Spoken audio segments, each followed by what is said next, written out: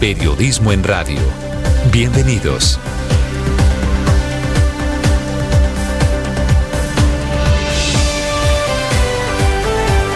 Bienvenidos, muy buenos días, 6 de la madrugada, 40 segundos. Mucha atención, no ha pasado sino una semana desde que se hundió la reforma a la salud y el gobierno comenzó a ejecutarla ahora con decretos. El primero fue firmado anoche por el presidente Gustavo Petro, es el del giro directo, el famoso giro directo que en la práctica convierte a la ADRES, una entidad pública por supuesto, en la gran pagadora del sistema de salud, eliminando la intermediación que hacían las EPS, que eran las que les pagaban a clínicas y hospitales. Esta era la intención original del gobierno. El gobierno que ahora tiene el inmenso reto de auditar las facturas, de autorizar el pago y girar el cheque, que era lo que hasta hoy hacían las EPS. La plata en el fondo no se arregla, el problema seguirá siendo el mismo, va a seguir la misma plata por UPC, porque ninguno de los decretos que prepara el gobierno, 8 en total, modifica esa unidad de pago por capitación, que es lo que le pagan al sistema por cada uno de los colombianos. El pago directo no es el único decreto, vienen 7 más, uno creando un sistema tarifario para que cueste lo mismo el servicio médico o los exámenes o las radiografías en todas partes. Incentivos a médicos y equipos de salud que vayan a zonas rurales. Movilidad de afiliación, que los pacientes puedan pasarse, por ejemplo, del régimen contributivo al régimen subsidiado, o al revés. Un cuarto decreto para promotores de salud, que ciudadanos por todo el país se formen con el SENA en la atención primaria de enfermedades y con formación de redes para crear los CAPS. Estos son los centros de atención primaria que eran también el motivo de la reforma de la salud. Hundida en el Congreso, el gobierno intenta hacerlo vía decreto, por supuesto, con un riesgo jurídico, pero especialmente con un riesgo político. Llegará el próximo gobierno y seguramente vía decreto devolverá muchas de las cosas que está haciendo hoy el presidente Petro. Estos 8 decretos son el punto de partida del nuevo modelo de salud. Ya les voy a hablar su reforma ahora por decreto, la defiende el presidente Petro, alegando que la ley le permite girar directamente a las clínicas y hospitales, lo que se llama técnicamente las IPS, que su gobierno girará tanto a entidades públicas como a privadas y que lo harán para darle más eficacia a los recursos. Y es cierto, el gobierno tiene ahora el inmenso reto de hacerlo bien. Lo que funcionaba más o menos bien con las EPS, el gobierno lo asume por lo menos en el modelo financiero. Bienvenidos, ya les voy a hablar de lo que cambia para todos los colombianos en el tema de salud.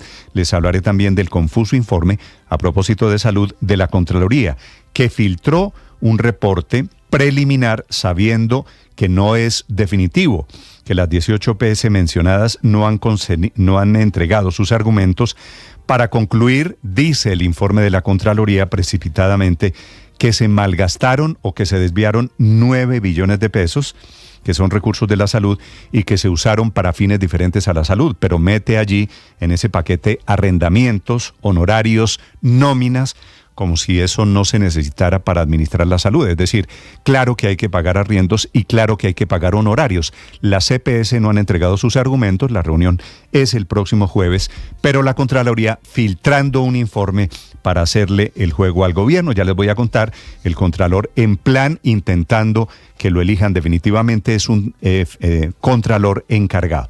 Sabiendo que el informe no está completo y que en ningún caso hay investigaciones de responsabilidad fiscal, el Contralor Zuluaga lo compartió con el gobierno y la Fiscalía a su vez anuncia abrir noticia criminal para investigar desde el punto de vista penal a los responsables de las EPS. Estas noticias de la salud en segundos. 0 y van 5. Hoy, esta mañana, vuelve al Palacio de Miraflores en Caracas el presidente Gustavo Petro, que se reúne hoy con Nicolás Maduro para hablar de las elecciones presidenciales. Colombia anuncia que acepta la invitación del canciller de Venezuela para ser veedor observador internacional de unas elecciones que poco tienen de transparentes. Una reunión en Caracas, fruto del encuentro de ayer entre el canciller Murillo de Colombia y el de Venezuela, que se llama Iván Gil, que niega que haya Tren de Aragua, que niega que haya cartel de los soles, a pesar de que ayer, paradójicamente, fue condenado en Nueva York el general de inteligencia Cliver Alcalá, que confesó todo, vínculos con el narcoterrorismo, hacer parte del cartel de los soles y estar asociado para proteger a las FARC en Venezuela. Así que todo parece una verdadera opereta, inclusive la reunión de hoy en el Palacio de Miraflores. Hablando de reformas, hoy es el Día de las Víctimas, hoy es 9 de abril. Recuerden ustedes, se están cumpliendo 76 años del Bogotazo. Fue el día en el que asesinaron aquí a Jorge Eliezer Gaitán y por eso se creó el Día de las Víctimas, que aprovechan hoy martes la CUT, FECODE, los sindicatos líderes del pacto histórico para convertir esa movilización en una marcha de apoyo en 20 ciudades a las propuestas del gobierno y sus reformas. En Bogotá la cita será a las 9 de la mañana en el Parque Nacional, van hasta la Plaza de Bolívar, donde el Ministerio de Cultura puso la tarima para la conmemoración, para lo que intentan ellos, una movilización que en teoría era de las víctimas y que terminará siendo en favor del gobierno. La otra, la marcha de la oposición, está prevista para el domingo 21 de abril, que será la semana entrante. El gobierno nacional ha respaldado el racionamiento de agua que comienza en Bogotá pasado mañana jueves. La ministra de Medio Ambiente insiste en que es preventivo porque volverán las lluvias de manera esporádica a finales de este mes de abril y permanente a partir de mayo, que podrían volverse recurrentes para llenar los embalses, entre ellos el sistema Chingaza, que amanece hoy cayendo un poquito más, está en el 16%. En Bogotá el racionamiento es por zonas, 9 zonas en las que está dividida la ciudad. Estará esta mañana explicando detalles del racionamiento. Si usted tiene dudas, aquí el alcalde Carlos Fernando Gala.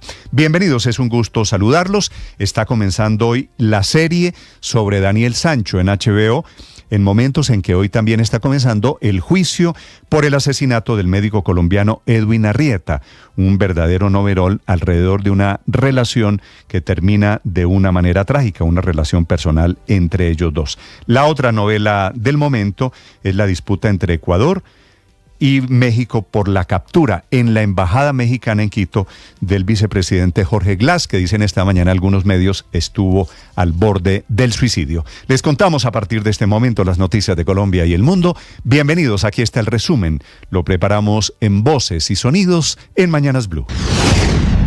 Las IPS vienen solicitando la posibilidad del giro directo. Entonces es uno de los primeros temas. Nosotros queremos anunciar que hoy el Ministerio acaba de firmar el decreto y ya lo estamos comunicando al Ministerio de Hacienda. El director de la ADRES, Félix León Martínez, explica el funcionamiento del giro. Esto lo tienen que hacer mensualmente, eso hace el giro regular y eso da liquidez a los hospitales. El 20% queda a libre disposición todavía de la EPS. Además, el gobierno prepara otros decretos para reactivar promotores de salud para el funcionamiento básicos de equipos, movilidad de servicios a zonas rurales, nuevo manual tarifario y territorialización de afiliados de EPS. El viceministro de Salud Pública, Jaime Urregos. Movilidad y manual tarifario entran en proceso de consulta y territorialización. Consulta. Promotor de salud ya está firmado, sigue trámite de firmas para Presidencia de la República. Exministro de Hacienda, José Manuel Restrepo. La pregunta que surge a continuación es cómo va a operar la gestión de riesgo financiero. Esa gestión de riesgo financiero es la única que garantiza sostenibilidad fiscal y equilibrio financiero. Augusto Galán, exministro de Salud. Si el gobierno nacional pretende con esta medida solucionar la desfinanciación estructural del sistema de salud, pues comete también un grave error. Las necesidades de la población continuarán crecientes. La Fiscalía abrió una investigación por posible corrupción en el presunto desvío de 9 billones de pesos que se entregaron a la EPS y que estaban destinados para financiar servicios de salud de los colombianos, según un informe preliminar de la Contraloría. El representante a la Cámara por el Pacto Histórico, Alfredo Mondragón, ya había advertido sobre un detrimento patrimonial. ¿Por qué hicieron todo el esfuerzo para hundir la reforma a la salud? Pues porque hacen lo que les da la gana con los recursos de la salud y por eso, para quedarse con billones de pesos, pues seguramente le toca que invertir algunos miles de millones de pesos comprando partidos, comprando congresistas o comprando a otros de los defensores del actual sistema. Así que cada vez se conoce más la olla podrida que son las EPS.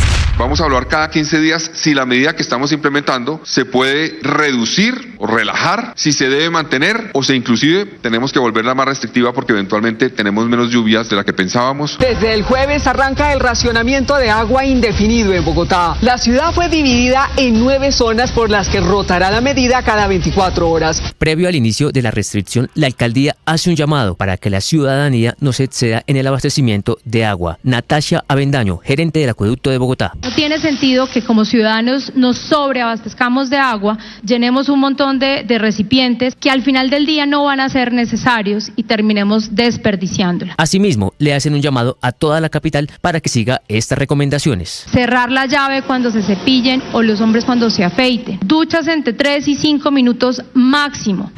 En poder de inteligencia militar se encuentra un video en el que se observa a unos drones, al parecer pertenecientes a las disidencias de Iván Mordisco. En imágenes queda en evidencia cómo adecúan su sistema que les permite lanzar explosivos desde el aire. El coronel Leonardo Cárdenas, jefe del Centro contra Artefactos Explosivos. Después de que un dron tenga la capacidad de levantar un peso de 250 gramos, ya es algo letal, porque prácticamente 250 gramos es lo que compone una mina antipersonal. Puede dejar hasta 3 o 5 víctimas en momento.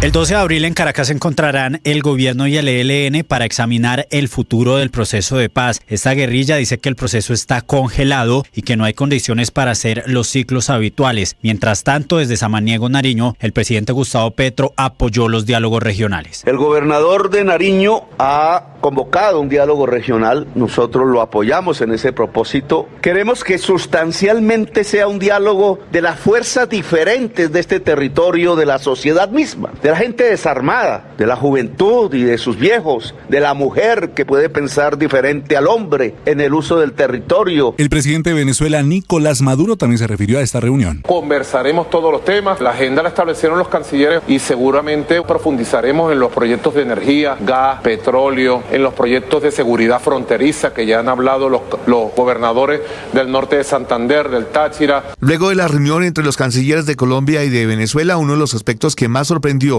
es que el canciller venezolano Iván Gil aseguró que la banda criminal del Tren de Aragua es una ficción mediática. Tratar de crear una etiqueta inexistente. Ahora inventan una de un llamado Tren de Aragua, una organización que existió en Venezuela, localizada, y que luego se ha tratado de poner como marca. Las centrales obreras, las confederaciones de pensionados y sectores afines del gobierno se vuelven a medir en las calles a favor de las reformas sociales del gobierno Petro y en contra del hundimiento de la reforma a la salud en la Comisión Séptima. El presidente de la Central Unitaria de Trabajadores, Fabio Arias. Por eso también estamos entonces reclamando que se aprueben en el Congreso de la República las reformas sociales. Estamos rechazando el hundimiento de la reforma a la salud y viendo exactamente si la apelación ojalá tenga resultados positivos en el Congreso, pero asimismo respaldamos la reforma pensional, la reforma a la educación y la reforma laboral. Por su parte, la oposición también anunció marchas en contra del gobierno nacional. La senadora Paloma Valencia. Este próximo 21 de abril, finalmente, fin de semana, queremos invitarlos a la Gran Marcha Nacional, donde vamos a rechazar las nefastas reformas de este gobierno, pero sobre todo, donde vamos a gritar con alegría cuánto amamos a Colombia, cuánto defendemos su democracia y su libertad. Empezó el juicio contra Daniel Sancho, acusado de matar y descuartizar al médico colombiano Edwin Arrieta en Tailandia. Se enfrenta a una pena de muerte. Sancho se declaró no culpable y compareció encadenado de pies y manos. Juan Gonzalo Ospina, que es el abogado de la familia Arrieta, contaba sus primeras impresiones de la jornada del juicio en declaraciones a Radio Nacional de España. Hemos tenido la oportunidad de ver a Daniel, le hemos visto muy seguro de sí mismo, no ha mostrado ni hemos visto que tuviera ninguna sensación de arrepentimiento. La imagen ha sido escalofriante a la hora de verle encadenado de pies y de manos. Se ha reconocido culpable de uno de los mismos. Una corte de Nueva York condenó a 21 años de cárcel al general venezolano Cliver Alcalá. El Departamento de Justicia lo calificó en un comunicado como líder y gestor del Cartel de los Soles, mafia integrada por oficiales venezolanos que negociaron cocaína y armas para las FARC en Colombia. El presidente de Ecuador, Daniel Noboa, aceptó la existencia de una situación compleja y sin precedentes tras la irrupción policial ordenada por su gobierno a la Embajada de México en Quito el pasado viernes para detener al ex vicepresidente Jorge Glass, acusado de corrupción y que se encontraba con asilo político. Por su parte, en coma inducido permanece el ex vicepresidente de Ecuador, Jorge Glass, quien se habría tomado en su celda una cantidad de ansiolíticos, antidepresivos y sedantes después de su captura en la Embajada de México en ese país. El primer ministro Benjamín Netanyahu, presionado por la coalición que lo mantiene en el poder, anunció que ya se fijó la fecha para la invasión de Rafah, la ciudad albergue de 1,5 millones de desplazados en la frontera con Egipto. Estados Unidos responde que no ha sido informado y que todavía Israel no presenta un plan creíble para proteger a los civiles palestinos refugiados en Rafah.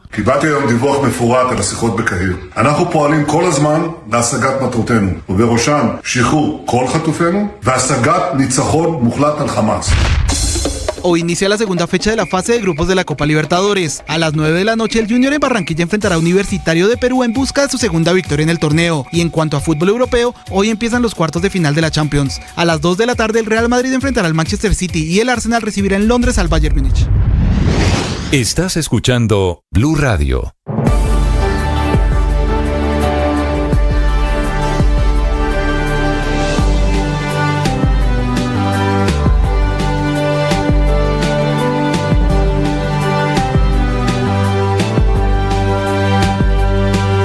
Atención, hay una noticia urgente. Señoras y señores. Tendencia a nivel global. Bienvenida, mil gracias por estar con nosotros hoy aquí en Blue Radio. Usted enfermo por el fútbol y los compañeros de seminario en retiros. Rezando rosario y yo.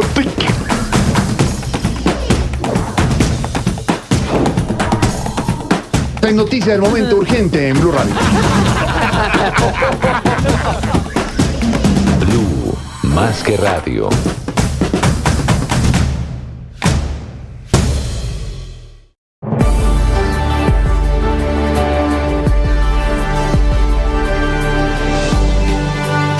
Esta es Alternativa. 6 de la mañana, 16 minutos, a las 6:30. Aquí el alcalde Carlos Fernando Galán respondiendo dudas de los oyentes de Blue Radio sobre el racionamiento que arranca exactamente en 2 días.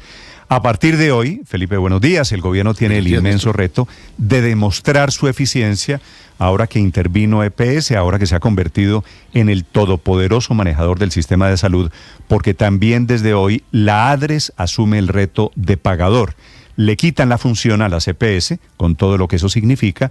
Quiere decir, Felipe, la ADRES va a auditar las facturas que envían las IPS, clínicas y hospitales. Va a decidir cuál factura, las ajusta, les gira los recursos, eso que hacían más o menos bien hasta hoy las EPS en el modelo de intermediación financiera.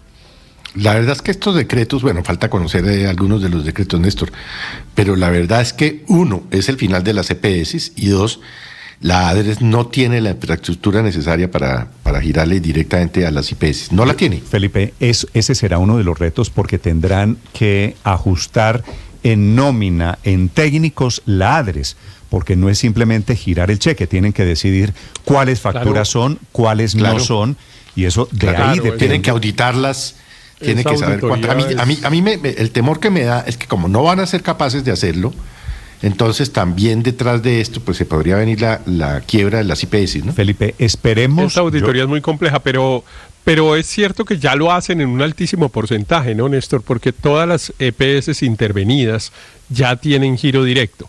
Entonces, pues bueno, ya queda menos de la mitad del sistema que está haciendo el giro a través de las entidades prestadoras de salud. Entonces, el cambio aquí realmente no es tan grande. Yo tengo una duda de si... No, lo que pasa es que, Héctor, déjeme hacer esta aclaración. Las intervenidas, las grandes, Sanitas y la nueva EPS, fueron la semana pasada.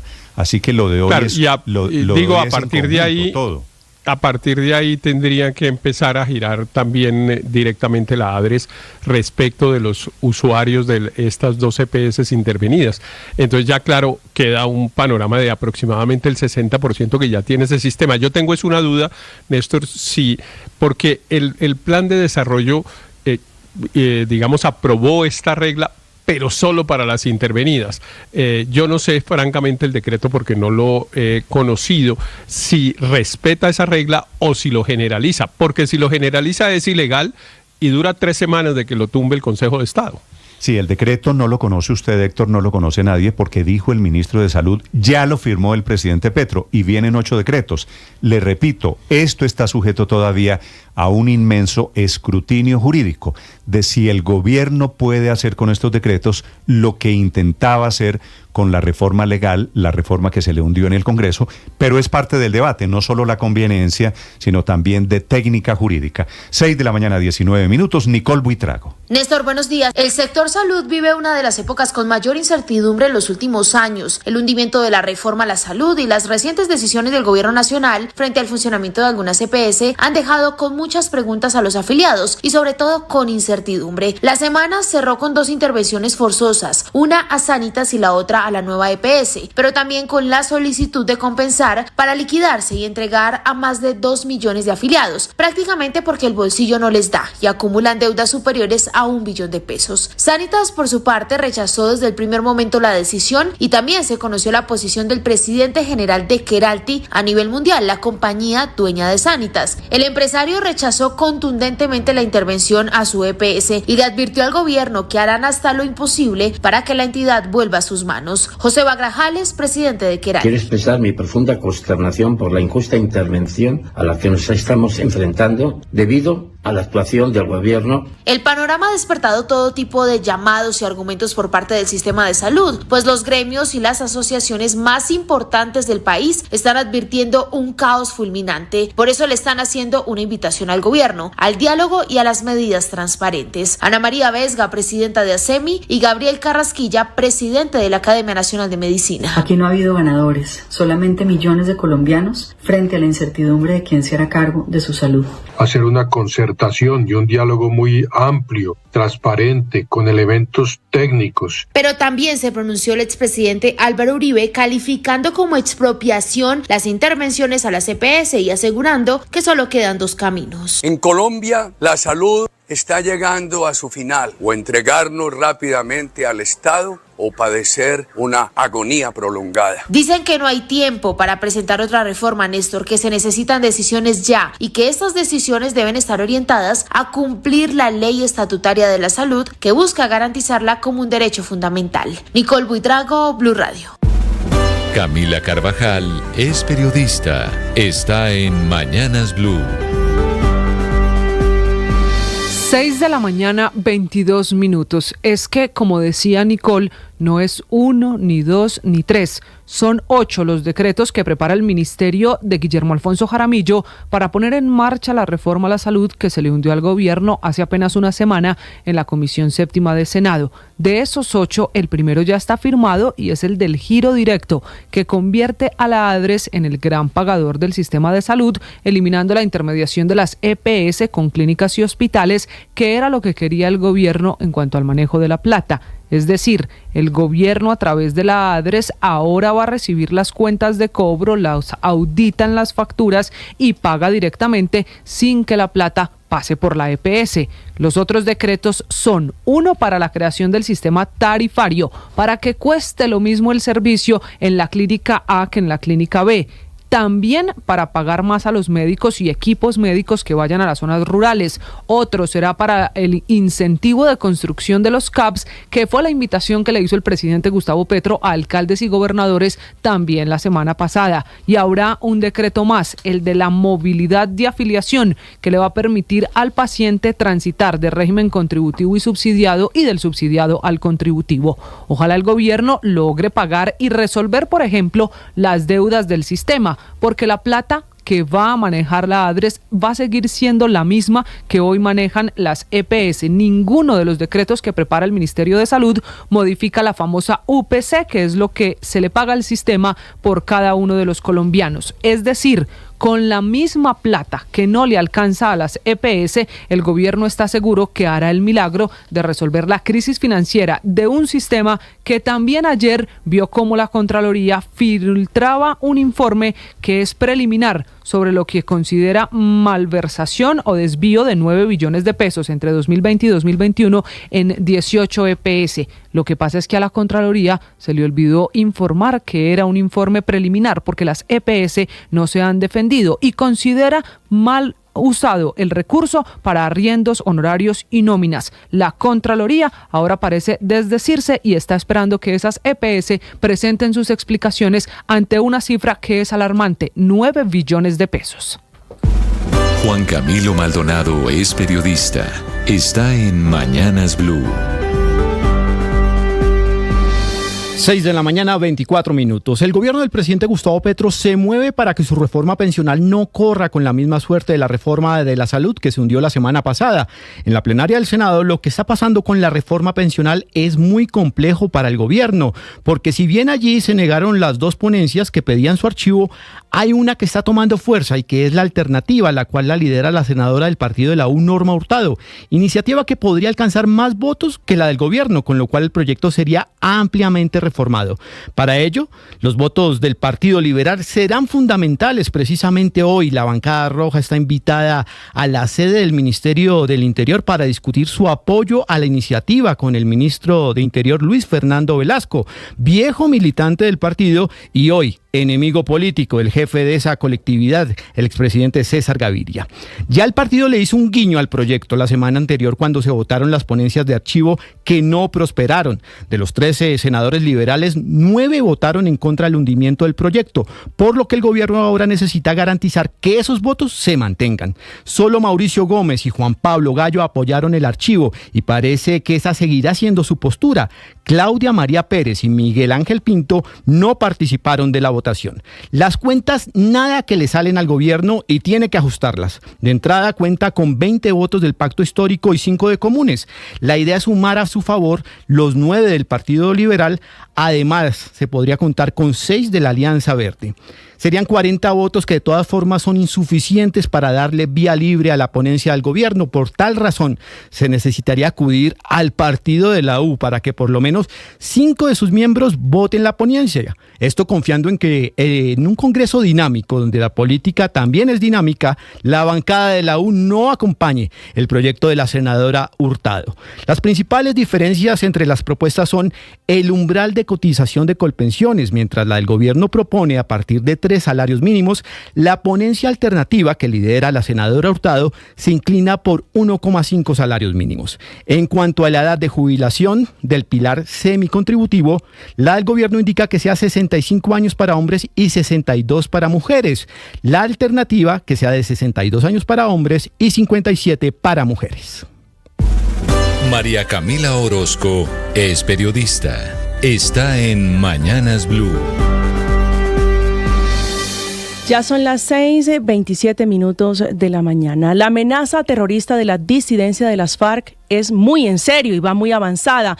Ahora tienen drones. Después de la fallida escalada terrorista con cilindros bomba, una vieja práctica de la antigua FARC, está incursionando esta disidencia en cohetes artesanales, pero aéreos. El vehículo es usado para lanzar drones. Ese fue el último plan que descubrió la inteligencia militar luego de obtener material de guerra en un campamento guerrillero del Estado Mayor Central en el departamento de Nariño. Encontraron un video donde quedó registrado el sobrevuelo y el poder destructivo de la carga explosiva que transportaba este aparato y que fue liberada sobre hombres del ELN con el que tienen una guerra a muerte. Las fuerzas militares tienen identificado al Frente Franco Benavides, que en enero habría hecho varios entrenamientos y habría hecho que varios hombres se capacitaran en la manipulación de estos equipos y su adecuación con tubos PVC que se cargan con anfo o metralla y que se activan con un sensor de metal que reacciona al momento en que la carga de 250 gramos aproximadamente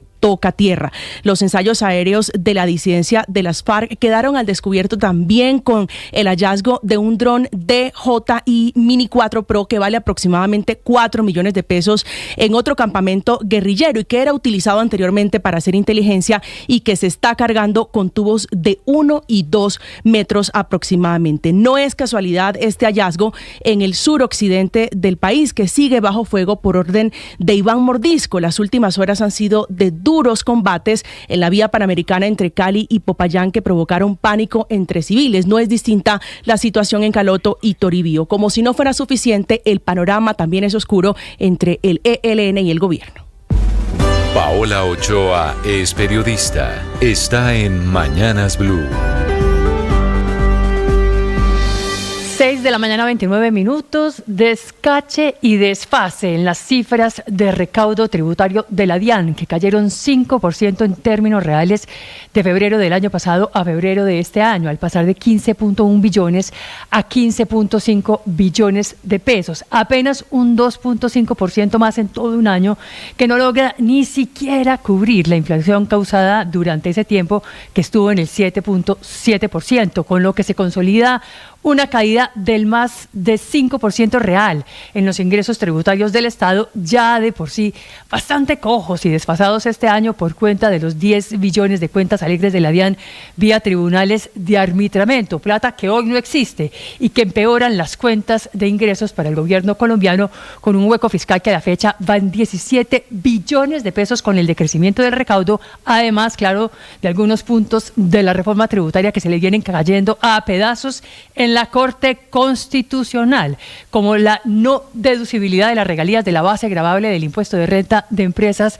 petroleras y mineras, con las que esperaba el gobierno recaudar 1.4 billones este año, según el presupuesto del 2024, y con las cuales, de hecho, ya había recogido 1.9 billones el año pasado, de los cuales va a tener que devolver cada centavo como saldos a favor en el 2024 para las empresas que ya pagaron dicho impuesto.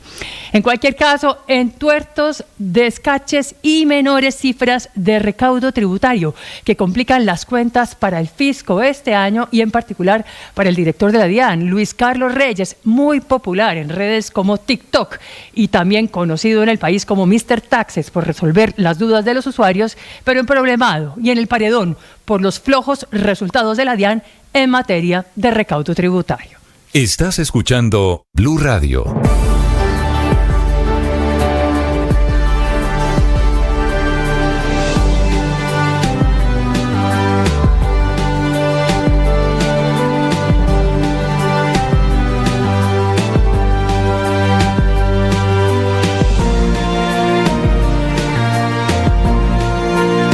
Atención, hay una noticia urgente. Señoras y señores.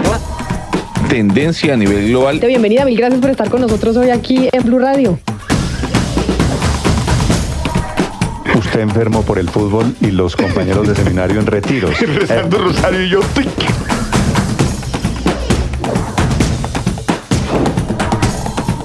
En noticia del momento urgente en Blue Radio. Blue, más que radio.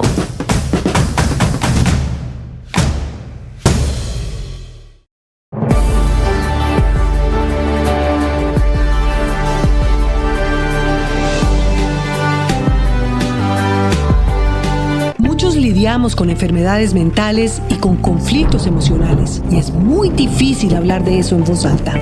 Soy María Elvira Arango y los invito a escuchar Qué Locura, historias reales de lo que no se habla, con testimonios conmovedores y con expertos y especialistas. Escúchenos, este es un lugar seguro. Este podcast es impulsado por porquequieroestarbien.com, el programa de salud mental de la Fundación Santo Domingo. La producción es de La No Ficción y Boombox de Caracol Televisión. Encuentre todos los episodios del podcast en boombox.com o en su plataforma de audio favorita. Boombox Podcast.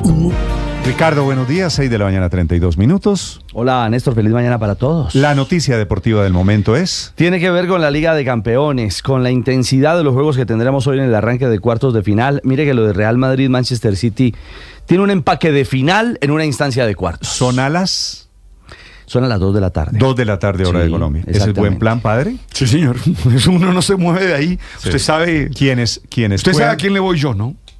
Sí. O sea, yo ahí soy Pep Guardiola, City. Yo sé que del inventor del fútbol moderno. Yo sé que usted suspende todas sus actividades para ver los partidos de la Champions. Entonces, a las 2 de la tarde, el Manchester City contra el Real Madrid. En el Santiago Bernabéu. Sí, o sea, Real Madrid contra el City. Exactamente. Y luego... El Arsenal, también a esa misma hora, en el estadio de Emirates, frente al Bayern Múnich. Es decir, será en Londres. Es un partidazo también. Sí, 2 partidos hoy, 2 partidos mañana. Exactamente. O sea, que uno ve uno, graba el otro y no trabaja. Y no se baña, además. Y lo ve. Ah, bueno, sí. Gracias. Sí, va a empezar a hacer racionamiento. Toca. No sé cuál de las dos me sorprende más. Le voy a decir que me sorprende más que no se bañe. 6 de la mañana, 34 minutos. Ya vienen los deportes. En segundos, aquí el alcalde Carlos Fernando Galán, el alcalde de Bogotá, hablando de racionamiento de agua. Antes, padre, el tema de hoy. Oiga, además de decirle a la gente que ánimo, que fuerza, que ganas, que se puede siempre salir adelante, que tengan las mejores emociones hoy, las mejores palabras, las mejores actitudes para salir adelante. ¿Sabe que yo ayer me fui medio ardido? Usted sabe esa palabra muy costeña, ardido. Sí. Ustedes la tienen como rabón, ¿no? Más o menos creo que es lo mismo. Sí, suena un poquito feo, un poquito grotesco de tu parte, pero... entonces me fui inquieto. Sí. Me fui algo inquieto. Porque yo creo que este tipo de medidas que se están tomando con el racionamiento del agua, sin campañas culturales, sin buscar una transformación interior del ser, son pérdida de tiempo. Entonces, antes del alcalde Galán, de una vez, padre, lo escucho hablando de racionamiento. El padre Alberto Linero es periodista y también está en Mañanas Blue. 6 de la mañana, 35 minutos. Los verdaderos cambios surgen desde el interior de las personas. No basta con estímulos y castigos para que las personas actúen bien. Se requiere propiciar la comprensión de las razones del buen comportamiento, entender los beneficios recibidos, pero sobre todo la conciencia de que esas acciones están expresando lo mejor de cada persona. Esto implica creer en las personas y no partir de las afirmaciones de que todos son malos y que no se puede confiar en ellos. Eso hay que quitarlo de la cabeza. Esa no es una buena motivación. Además, necesitamos nosotros entender que el cambio que se produce cuando uno obliga a los otros es siempre un cambio superficial, que pronto mutará a peores comportamientos. Para ello, debe haber una información clara y precisa que permita a las personas cuestionarse interiormente para que puedan tratar de encontrar respuestas propias a la situación, sin malentendidos, dudas o contradicciones. El mensaje debe ser corto y efectivo. Hay que propiciar que cada persona o que cada ser humano se sienta protagonista de la experiencia. No como un niño que no tiene responsabilidades, sino como un adulto que muestra capacidades en las cuales uno puede confiar. También hay que plantear motivaciones que son los beneficios que como seres individuales y sociales se obtienen. En el caso de las campañas de cultura ciudadana, que para mí son fundamentales en este tipo de medidas como el racionamiento, yo te propongo varias motivaciones. La primera, hay que decir que esto mejora la calidad de vida. Cuando las personas se comportan de manera responsable y respetuosa en la sociedad, se crea un ambiente más agradable para todos. La segunda, fortalece la democracia. La cultura ciudadana implica participación activa de todos los ciudadanos en la vida social y política. La tercera, promueve el desarrollo sostenible. Una cultura ciudadana responsable con el medio ambiente es clave para la protección de los recursos naturales. La cuarta, reduce los costos sociales, porque los comportamientos que no son cívicos, como la violencia, la delincuencia o la contaminación, generan grandes costos económicos y sociales. Y la tercera, genera un sentido de comunidad que es el más importante. Todo esto lo digo, insisto, pensando en la necesidad que tenemos en estos días de ahorrar agua. No creo que baste con las medidas objetivas. Se requiere trabajo en el ser de las personas. Las victorias y derrotas, la pasión y la afición en juego y los datos de lo último en deportes se lo presenta Mañanas Blue.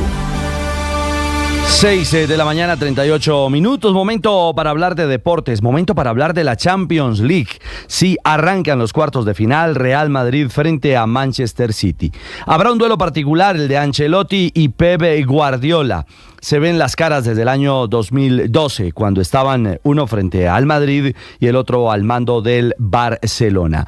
Lo cierto es que no tendrá a Alaba y Courtois, el conjunto de casa, para enfrentar también la realidad de Militao en torno a las necesidades que tiene el conjunto de Ancelotti, que estaría con Lunin, Carvajal, Nacho, Rudiger, Mendy, Tchouaméni, Kroos, Valverde, Bellingham, Vinicius y Rodrigo en su alineación titular. Claro, en el cara a cara, el City contaría con el regreso de Ederson, Akanji, Stones, Díaz, Luis, Rodri, Grealish, Bernardo Silva, De Bruyne, Foden y Haaland. Bueno, dos formaciones estelares para este duelo que se ha convertido en la final anticipada. Dos detalles, cerca de 500 profesionales de los medios de comunicación se han acreditado para este juego, el más mediático de la temporada en Europa, y un detalle particular, Roberto Martínez, el seleccionador de Portugal, será el encargado de premiar, de elegir al Player of the Match, al jugador del partido en este duelo de cuartos de final. La otra cara del día de hoy en Europa la verá Arsenal y Bayern Múnich. El estadio de los Gunners en territorio londinense volverá a tener un partido de cuartos de final de Champions 14 años después. Arsenal contará con el mando de Saliba, el francés, el central, mientras que el Múnich estará con su arma ofensiva Harry Kane, el inglés, para buscar la hazaña. Recordemos que el Arsenal llega como líder de la Premier League, superando al Liverpool y al Manchester City, mientras que el Bayern está lejos de la disputa del título en la Bundesliga, hoy cada vez más cerca del Bayer Leverkusen. Eso en la cancha, pero en el entorno, en la seguridad, las cosas parecen tener otra pulsación. Enrique Rodríguez, sobre todo lo que pasa en la antesala del juego en el Bernabéu. Buenos días. ¿Qué tal, Ricardo? Buenos días. Sí, después de que el grupo yihadista Estado Islámico haya amenazado con perpetrar atentados durante todos los partidos de ida de los cuartos de final de la Liga de Campeones. Particularmente se ven imágenes de campos como el del Real Madrid y el del Atlético de Madrid con una leyenda: matadlos a todos. Han sido publicados a través de medios afines como la Fundación Al-Asaim y Saraj Al-Gilafa, algunos de los medios que habitualmente suelen ejercer como portavoces de la organización terrorista Estado Islámico. Aquí en España el Ministerio del Interior ha recordado que tiene activados todos los sistemas de alerta y que España se encuentra en el nivel 4 sobre 5 de alerta antiterrorista. Además, se da la circunstancia de que se van a celebrar 2 partidos consecutivos en la capital de España, por lo que habrá 2.000 agentes de policía en el despliegue de seguridad, Ricardo. Gracias, Enrique. Esperemos que todo vaya en paz y que el fútbol reine en medio de los duelos solo alrededor de la pelota. Y hoy en Copa Libertadores, Grupo D, la fecha 2, el Junior, el Yuyu en Barranquilla enfrenta a las 9 de la noche a Universitario de Deportes. Recordemos que el Junior viene de ese tremendo impacto de la victoria 3-1 en su visita al Botafogo en Río de Janeiro. Aspira hoy con Mele, Fuentes, Ceballos, Germain Zidane Peña, con Pacheco, Didier Moreno, está Víctor Cantillo, Chará, Enamorado, Caicedo y Vaca. El equipo estelar soñando con una nueva victoria, la segunda esta noche en casa. Con Libertadores 6:41. Cerramos la información deportiva a esta hora en Mañanas Blue.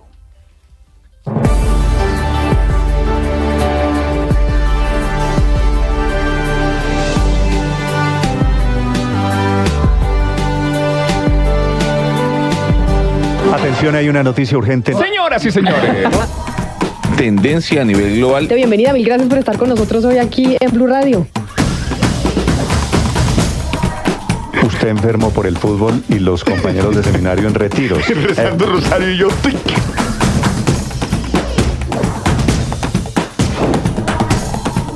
Hay noticia del momento urgente en Blue Radio. Blue, más que radio.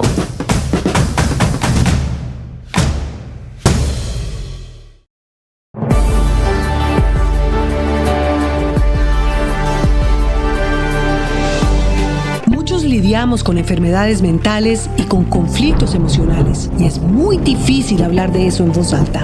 Soy María Elvira Arango y los invito a escuchar Qué Locura, historias reales de lo que no se habla, con testimonios conmovedores y con expertos y especialistas. Escúchenos, este es un lugar seguro. Este podcast es impulsado por porquequieroestarbien.com, el programa de salud mental de la Fundación Santo Domingo. La producción es de La No Ficción y Boombox de Caracol Televisión. Encuentre todos los episodios del podcast en boombox.com o en su plataforma de audio favorita. Boombox Podcast, un mundo por escuchar. Boombox.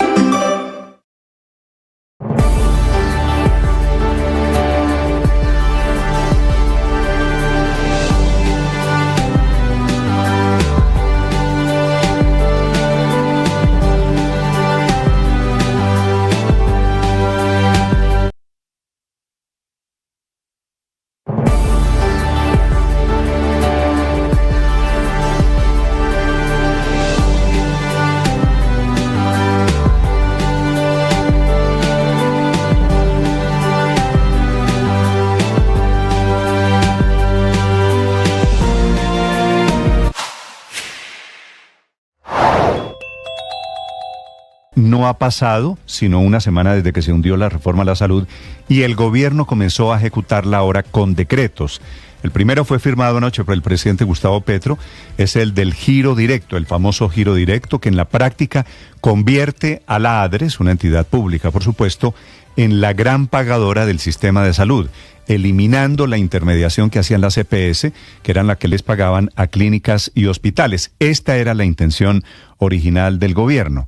El gobierno que ahora tiene el inmenso reto de auditar las facturas, de autorizar el pago y girar el cheque, que era lo que hasta hoy hacían las EPS. La plata en el fondo no se arregla, el problema seguirá siendo el mismo, va a seguir la misma plata por UPC, porque ninguno de los decretos que prepara el gobierno, 8 en total, modifica esa unidad de pago por capitación, que es lo que le pagan al sistema por cada uno de los colombianos.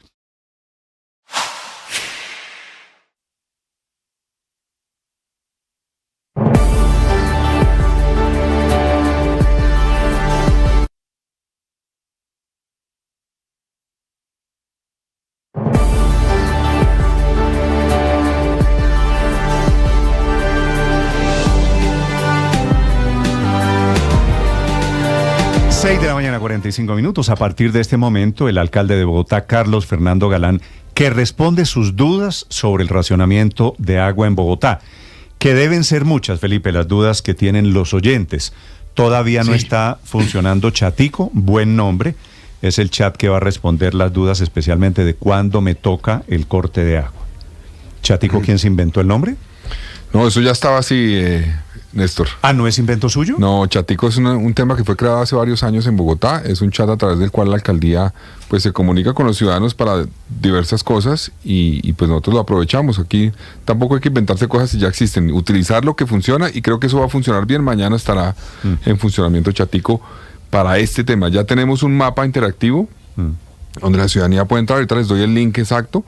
Entrar, pone su dirección, inmediatamente le dice cuál es la zona que tiene, que le corresponde. Eso era lo que yo estaba reclamando ayer, que hubiese, digamos, solicitando una aplicación en donde uno simplemente mete o el nombre o la dirección y todo, y le dicen, usted, fulanito de tal, Pepito Pérez, tiene racionamiento tal día o tales días, ¿no? Exactamente. Eso está inventado.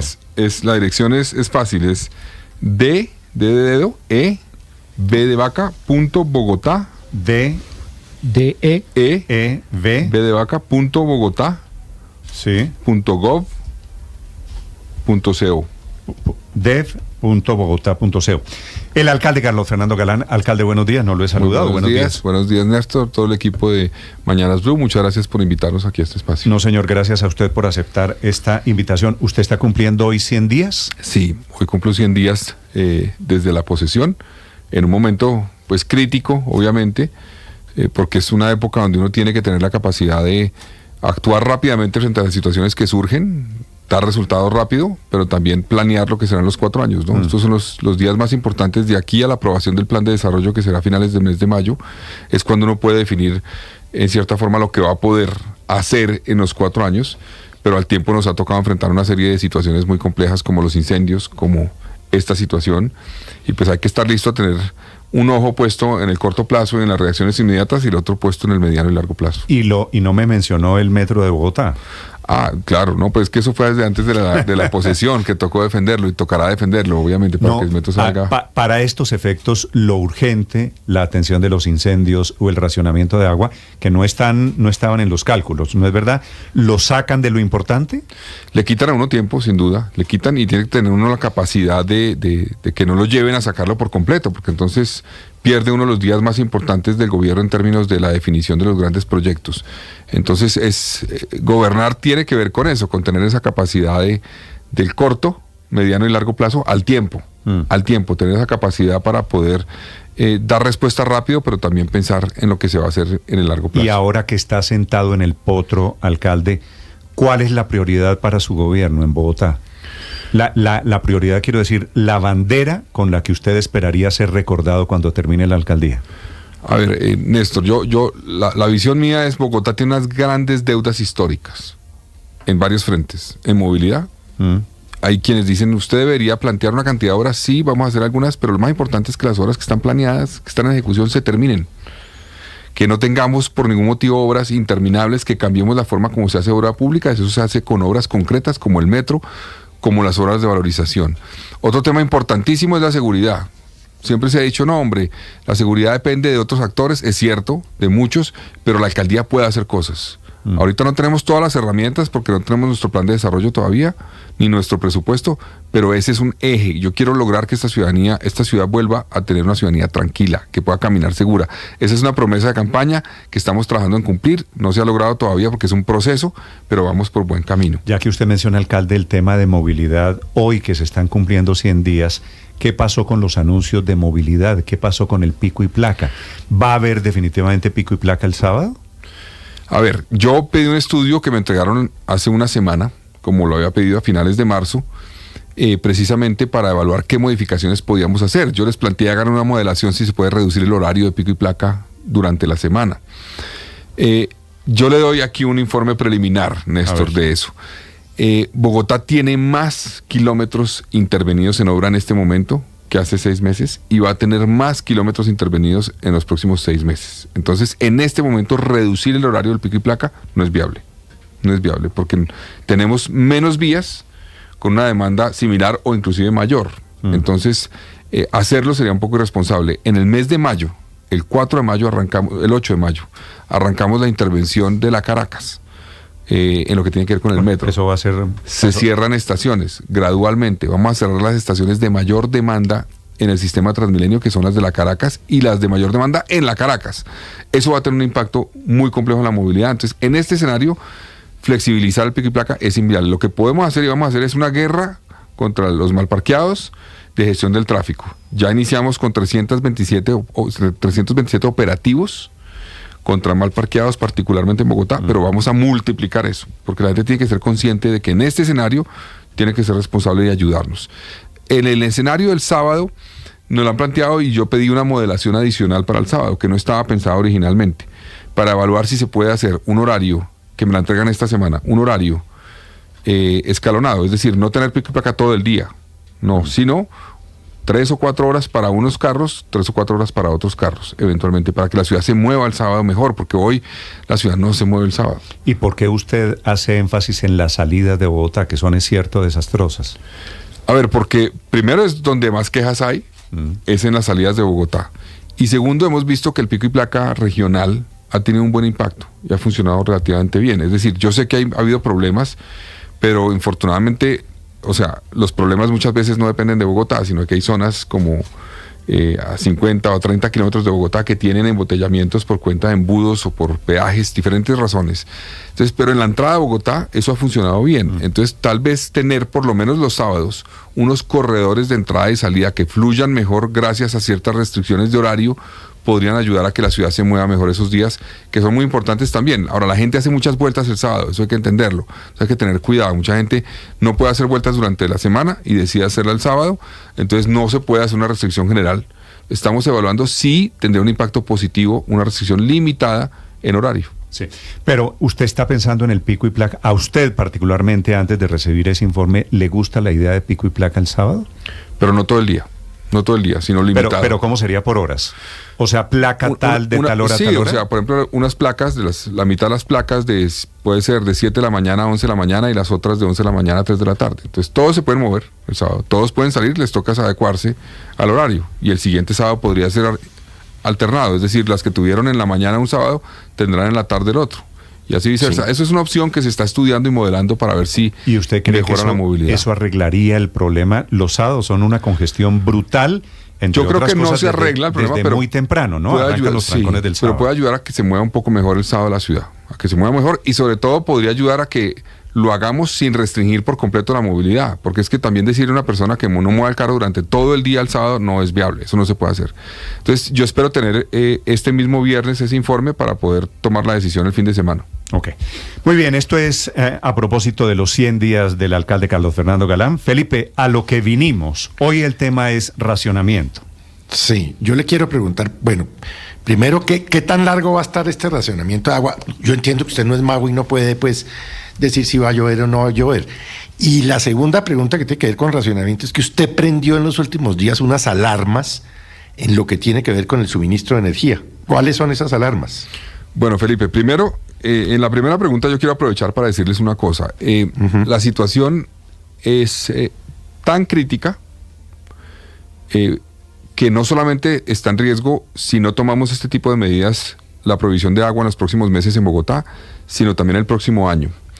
Yo no sé si ustedes vieron la gráfica de las proyecciones del nivel de los embalses sistema Chingaza para este año y para el año entrante. Para el año entrante es peor que para este año la proyección. Y este año ya es el de peor, digamos, nivel en los últimos 40 años. Entonces, estamos hablando de que esta situación va a ser bastante grave si no tomamos medidas. Nosotros recibimos, por ejemplo, los embalses de Chingaza en una ocupación, en un nivel de 40%. Antes no habían estado debajo de 55, 60% en los últimos 30 años en enero. Y ahorita la recibimos en 40%. Entonces, ahí ya la recibimos mal. Si no tomamos medidas este año para que... ¿Por qué nadie nos dijo eso antes, alcalde? Bueno, eso es una buena pregunta, digámoslo así. Ahora, el año pasado hicieron algunas acciones de empezar a traer más agua de Tibitoc, tomaron una decisión, y también se contrató el aumento de la capacidad de tratar agua de Tibitoc. Tibitoc es el sistema norte que trae el 25% del agua de Bogotá, para no tener una presión tan grande en Chingaza, que trae el 70%. Eso se empezó el año pasado, sí se empezó. Tal vez ha debido ser más abierta, digamos, la inquietud públicamente para que la ciudadanía tuviera eso en cuenta. Pero entonces, volviendo a eso, la meta nuestra es llevar los embalses este año a 75% de ocupación en diciembre. Y para eso, Felipe, no solamente se requiere que llueva, digamos, y que tomemos medidas en el corto plazo, en los próximos 2 o 3 meses, sino inclusive durante todo el año. Es decir, necesitamos lograr que llueva mucho todo el año y que eso, combinado con estos primeras semanas de restricción, nos permitan tener un cambio muy marcado de la tendencia de los embalses, muy marcado. Necesitamos que sea muy rápido ese cambio para poder llegar a 75% en el mes de diciembre y estar preparados para un 2025 que puede ser más crítico que este. Entonces, eso es ¿cuánto puede durar la medida? Mire, yo no tengo, digamos, todavía una definición exacta, pero lo que le digo, Felipe, es que vamos a evaluar cada 15 días cómo vamos frente al ahorro diario de agua. La meta es, como ustedes lo dijeron esta mañana, ahorrar 2 metros cúbicos de agua adicionales. Y cómo vamos frente al nivel de los embalses y qué tan cerca estamos de la curva para poder llegar a diciembre con el 75%. Desde el mes de abril se incrementa a finales de abril la posibilidad de que haya fenómeno de la Niña, las precipitaciones, y eso va a ampliar gradualmente, digamos, el nivel de los embalses, pero necesitamos que sea muy rápido. Entonces, es posible, Felipe, que tengamos una primera etapa con estas restricciones, que después tengamos que hacer unas restricciones, pero más leves, digámoslo así, o menos fuertes. Pero, alcalde, déjeme ahí hacerle una, como dicen de sus épocas de parlamentario, una interpelación. Porque es que usted dijo, y lo está repitiendo en este momento, cada 15 días. Esta medida no es para 15 días. Es decir, el racionamiento de agua del que estamos hablando no es de 2 semanas. No. A ver, tiene además una temporalidad, ustedes saben, un ciclo de 9 días, como ustedes lo vieron ayer por las 9 zonas. Y no es para 15 días, pero cada 15 días vamos a evaluar si podemos tomar medidas de reducir la restricción. Por ejemplo, digamos, todavía no hay una definición, pero que ya no sea eventualmente cada 9, cada 10 días que le toque a un sector, sino ampliar eso para que sea solamente 2 veces al mes. Si nos portamos bien. Si nos portamos bien y si empieza a llover. Son las dos cosas. Pero de aquí a 15 días no va a llover. Pero es importante esta semana es seca, sequísima. Sí. La previsión es que la última etapa de abril es que empiece a llover. Pero a mí me parece importante periódicamente evaluar e informar. Y con base en esa evaluación tomar decisiones. Yo creo que la ciudadanía nos va a ayudar, pero tenemos que informarle alcalde, día a día. ¿Por qué no le informa usted a la ciudadanía en este momento en cuánto tiempo está pensando usted este racionamiento? No, es que no hay una fecha, depende de las lluvias y depende del cambio de consumo. Yo creo que podemos tener un cambio de la tendencia en más o menos un mes, creo. Sí, ahora, y ahí evaluaremos si tenemos que mantenerlo un poco o podemos reducir la restricción eventualmente. Pero ¿por qué la gerente del acueducto habló de un año? No, porque es que esto es un tema que, repito, ¿cuánto puede durar en total algún tipo de restricción o algún tipo de estrategia de reducción de consumo? Yo creo que sí va a durar un año. Pero repito... No, por eso quiere decir racionamiento en mayor o menor medida tenemos que prepararnos para un año. Yo no sé si el año, pero sí esto va a durar, digamos, repito, la meta, Néstor, es tener en diciembre de este año 75% en el nivel de los embalses. Entonces, para eso necesitamos hacer restricciones en estas primeras semanas, primeros meses, después se pueden bajar. ¿Sabe por qué le insisto en el tema del tiempo, si es un año? Porque me parece que esto es mejor el golpe de una, y que si después no dura un año, sino dura 7 meses, hay que decir, bueno, nos portamos bien y levantamos, pero tenemos que prepararnos porque esto no es... Porque hay mucha gente, siento que hay mucha gente que me está preguntando, ¿en qué semana esto será que comienza a llover en mayo y entonces en mayo levantamos? No. ¿O en junio se acaban las lluvias y en junio levantamos? No. Ahora, cuando la gerente dijo un año, tal vez ella se refiere a este año. Seguramente en este año tendremos que tener durante este año algún tipo de restricción, que será inicialmente esta, y una cosa que me parece importante mencionar, Néstor, evaluar cada 15 días no es solamente para poder relajar las medidas. Puede ser para mantenerlas o inclusive para aumentarlas. Si por alguna razón las lluvias se demoran y la gente no nos ayuda con la reducción del consumo, nos tocaría aumentarlas. Entonces, por eso hay que hacer una evaluación periódica para ver cómo nos acercamos a la curva. Sí. A ver, Camila, el alcalde Carlos Fernando Galán respondiendo preguntas de los oyentes. Si usted tiene alguna duda, voy a pedirle, alcalde, a los oyentes que nos hagan aquí algunas preguntas, pero que no me pregunten porque esta no la podemos resolver. Mi dirección es tal cuando me toca, ¿no? Para eso está Chatico a partir de mañana y para eso está el aplicativo... Que yo voy a poner otra vez en mis redes en este momento para que la gente vea. dev.bogotá.com.co. Ok, entonces, dicho que el alcalde no puede, pues porque no se sabe todavía, mi dirección es esta, qué día me toca racionamiento, preguntas, ya estoy recibiendo aquí algunas muy importantes sobre colegios y jardines infantiles, ya le voy a preguntar, Camila. Alcalde, esta decisión al final también está afectando municipios vecinos de Cundinamarca y usted tomó las riendas y se reunió con los alcaldes de otros municipios porque Bogotá les vende agua. Esa es una puerta que se podría cerrar si esta situación se agrava. Primero garantizar el agua de Bogotá y luego ver qué pasa con los municipios vecinos. ¿Ha contemplado esa posibilidad? No, Camila, no hemos contemplado esa posibilidad. Bogotá efectivamente le vende agua en bloque a una serie de municipios de la Sabana. Algunos en un 100% se surten de Bogotá. Eso